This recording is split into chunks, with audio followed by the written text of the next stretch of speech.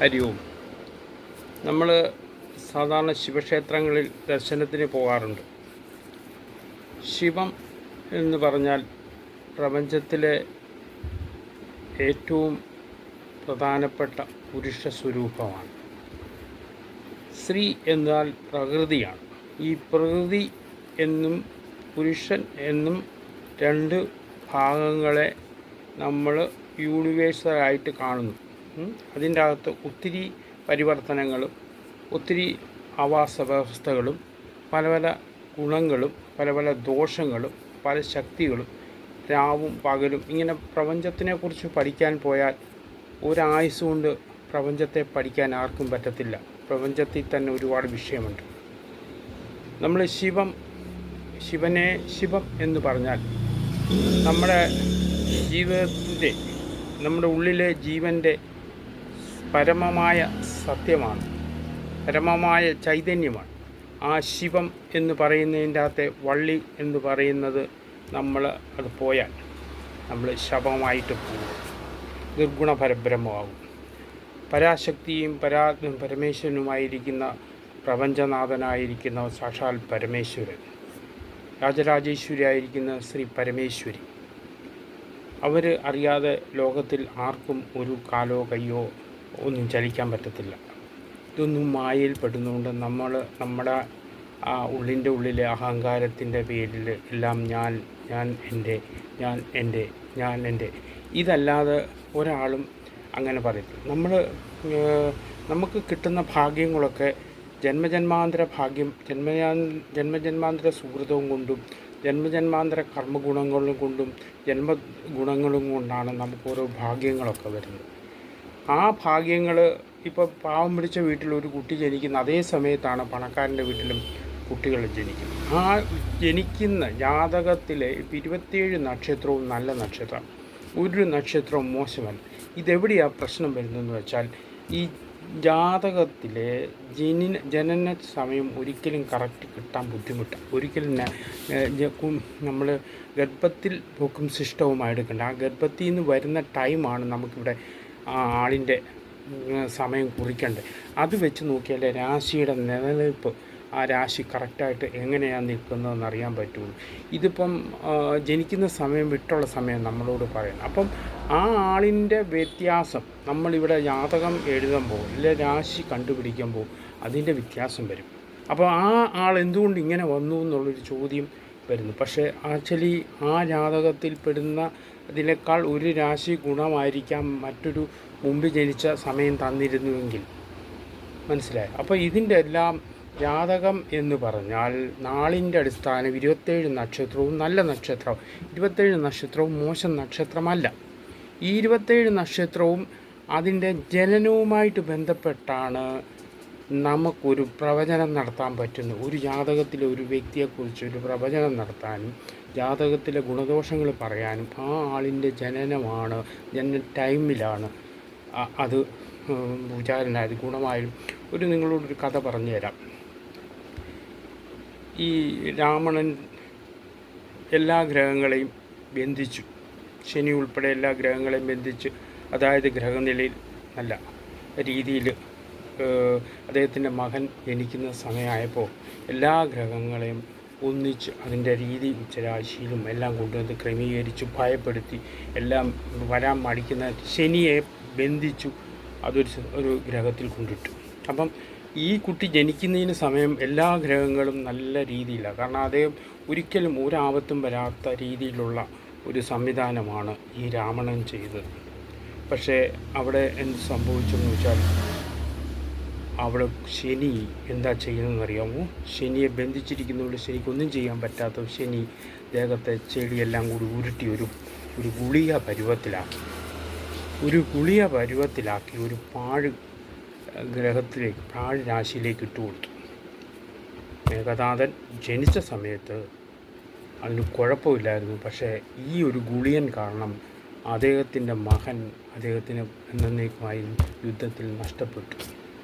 ജാതകമേ മാറ്റിമറിച്ചു. അവരൊറ്റ ബാക്കിയെല്ലാം നോക്കുമ്പോൾ നല്ലതാണ്. പക്ഷേ ഈ ഒരു ഗുളിയൻ വന്ന ആ സ്ഥാനത്ത് നിന്നപ്പോൾ മൊത്തമേ മാറി മറിഞ്ഞു. ഇപ്പോൾ ഒരു ഉദാഹരണം ഞാൻ വേണേൽ പറയാം. ഒരു കുടം പാല് ഇരിക്കട്ടെ, അതിലോട്ട് നിങ്ങളെല്ലാം കുടിക്കാനായിട്ടെല്ലാം തിളപ്പിക്കാനെടുത്ത് വെച്ചു. മേളിൽ നിന്നൊരു എന്തെങ്കിലും ഒരു എട്ടുകാലിയോ ഒരു പല്ലിയുടെ എച്ചമോ വീണ് കഴിഞ്ഞാൽ നിങ്ങൾ ആ പാല് കുടിക്കൂ. അത് മൊത്തത്തിൽ അത് പോയില്ലേ, അത് മൊത്തം കമത്തിക്കളയണ്ട. പാല് നല്ലതാണെന്ന് പറഞ്ഞിട്ട് കാര്യമില്ല, നല്ല പാലായിരുന്നു, പാലത്തിന് എന്തോ കുഴപ്പം. പക്ഷേ അതിൽ ആ സമയത്ത് നിങ്ങൾ ശ്രദ്ധിക്കാതെ യാദൃശ്ചികമായിട്ട് വന്ന സംഭവമാണ്. അത് കാരണം എന്തു പറ്റി? ആ പാല് നമുക്ക് ഉപയോഗിക്കാൻ പറ്റാണ്ടായി.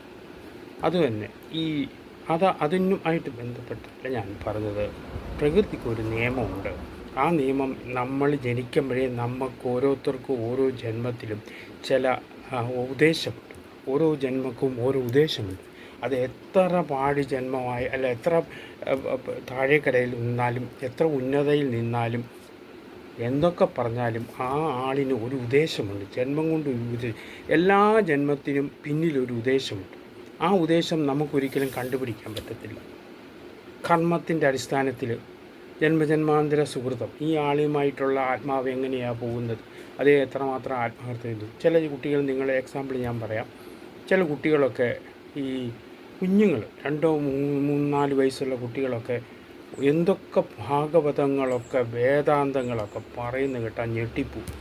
ആചാര്യൻ്റെ കൂട്ടാണ് ചില കുട്ടികളൊക്കെ സംസാരിക്കുന്നത്. എങ്ങനെ ഇവർക്ക് ഇത് കണ്ടു? ചില കുട്ടികൾ പടം വരയ്ക്കുന്നു. എങ്ങനെ ഈ പടം വരയ്ക്കും? വീട്ടുകാരും പടം വരയ്ക്കുന്നില്ല, ഈ കുട്ടിക്ക് എങ്ങനെ പടം വരയ്ക്കും? ചില വീട്ടിൽ ചില കുട്ടികൾ അസാധ്യമായി പാടും, വീട്ടുകാരും പാടുന്നില്ല. എങ്ങനെ ഈ കുട്ടിക്ക് പാടും? ചില കാര്യങ്ങളുണ്ട്, ചില കാര്യങ്ങൾ കുട്ടികൾക്ക് മുൻകൂട്ടി അറിയാൻ പറ്റും. ഓരോരുത്തർക്കും ഓരോ ജീവിതത്തിന് ലക്ഷ്യമുണ്ട്. നമ്മൾ ഉദ്ദേശിക്കുന്ന ലക്ഷ്യമല്ല. നമ്മൾ ജീവിതത്തിൽ ജോലി കിട്ടണം, അല്ല നല്ല വിദ്യാഭ്യാസം കിട്ടണം, നല്ല ജോലി കിട്ടണം, പഠിക്കണം, ആ ലക്ഷ്യമല്ല. ജന്മരഹസ്യമാണ്. അതൊരു രഹസ്യം. അത് വെളിപ്പെടുത്താനോ അത് കണ്ടുപിടിക്കാനോ പറ്റത്തില്ല. അത് ജീവിതത്തെ അനുഭവിച്ചു. ഈ കൊടുത്തിൽ പ്രാരാബ്ദം എന്ന് പറയുന്നത് ഒന്നുണ്ട്, അതൊന്നും ഒടിഞ്ഞു പോകുന്നില്ല. നിങ്ങളുടെ കൂടെ എപ്പോഴും നിങ്ങളുടെ മരണം നിങ്ങളുടെ കൂടെ തന്നെ ഉണ്ട്. അത് നിങ്ങൾക്ക് കാണാൻ പറ്റും. നിഴൽ പോലൊരു സാധനം നിങ്ങളെ ഫോളോ ചെയ്യും.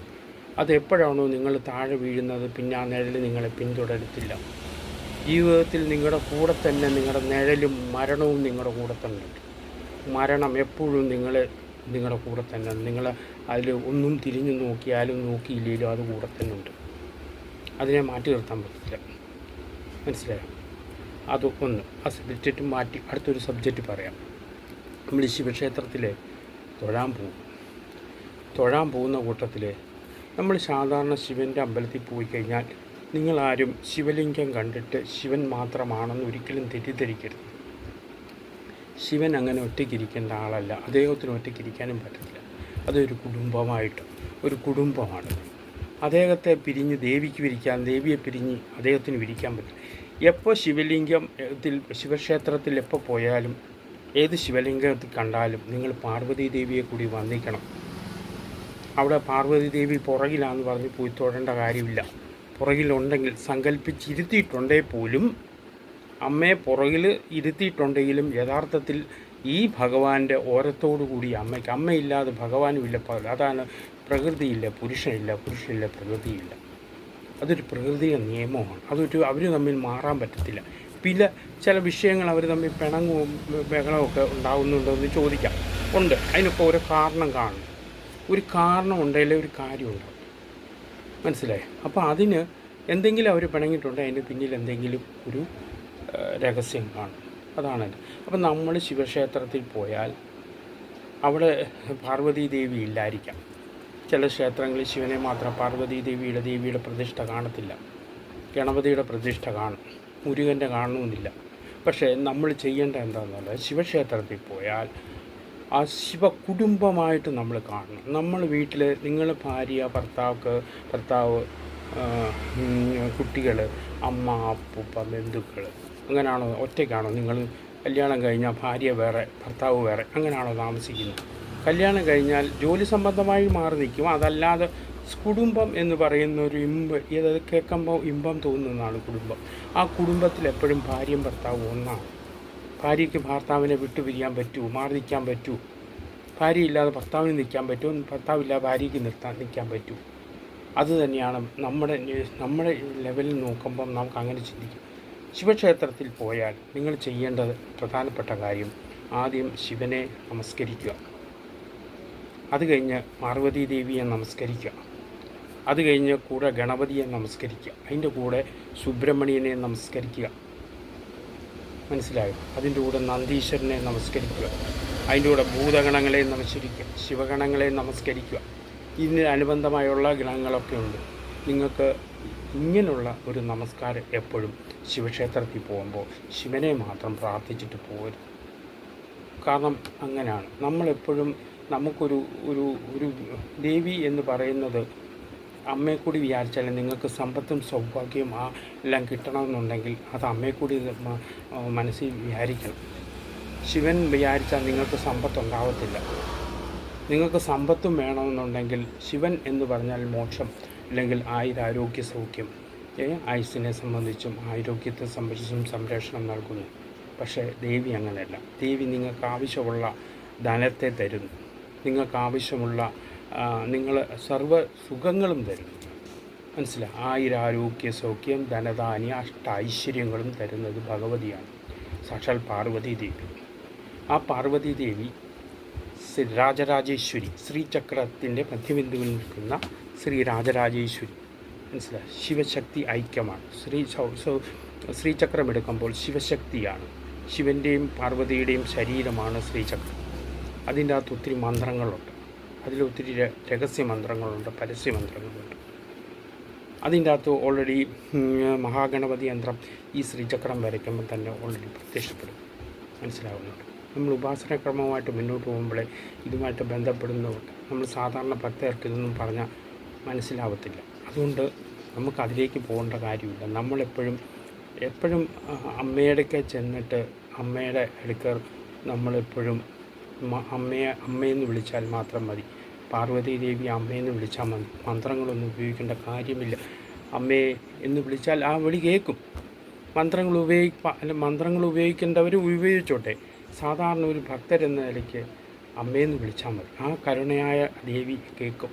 അമ്മയ്ക്ക് വേർകൃത്യമില്ല. നമ്മൾ കാണുന്ന പോലെ നമുക്ക് തോന്നുന്ന വൈരാഗ്യ ബുദ്ധിയോ അസൂയോ കുശുമ്പൊന്നും അമ്മയ്ക്കില്ല. അമ്മയ്ക്ക് മോനെ എന്ന് വിളിച്ചാൽ നമ്മൾ അപ്പുറത്തെ വീട്ടിലെ ശത്രു, ഇപ്പുറത്തെ വീട്ടിലെ ശത്രു വന്നാലും അമ്മയ്ക്ക് ഒരുപോലെ. അമ്മ ആർക്കും ഒരു ഉപദ്രവം ചെയ്യാനോ രോഗം ചെയ്യാനോ അമ്മ ഒരിക്കലും നിൽക്കുന്നില്ല. നമ്മൾ ഓരോന്ന് വിളിച്ച് ചുമ്മാ ആവശ്യമില്ലാതെ അമ്മയോട് പ്രാർത്ഥിക്കരുത്. അമ്മ അങ്ങനെ നിങ്ങൾ എത്ര പ്രാർത്ഥിച്ചാലും നിങ്ങൾക്ക് അർഹതയുള്ളതേ നിങ്ങളുടെ കൈ വരത്തുള്ളൂ. കണ്ടിട്ടുണ്ടോ? നമ്മൾ തെറ്റായ രീതിയിൽ ചിന്തിക്കുന്ന ചില കുട്ടികളുണ്ട്, ചില വീട്ടിൽ ചില കുട്ടികൾ. അവരൊക്കെ തെറ്റായ വഴി പോകുമെങ്കിലും തോന്നും, പക്ഷെ അവരൊക്കെ ഒന്നും തെറ്റായ വഴി പോകാതെ നേരെ വഴി പോകും. പക്ഷെ നമ്മൾ നേരെ വഴി പോകുമെന്ന് വിചാരിച്ച കുട്ടികളൊക്കെ തലതിരിഞ്ഞു പോകും. മനസ്സിലായോ? എന്തിൻ്റെ കുഴപ്പമാണെന്ന് ചോദിക്കും. എന്തിൻ്റെ കുറവ്? അവിടെ ദാരിദ്ര്യവും പട്ടിണിയും കിടന്ന കുട്ടികളൊക്കെ നല്ല നിലയിൽ പോകുന്നു. അപ്പനെയും അമ്മയും പരിശോധിക്കുന്നു, അവർക്ക് വേണ്ട സൗകര്യം ചെയ്തു കൊടുക്കും.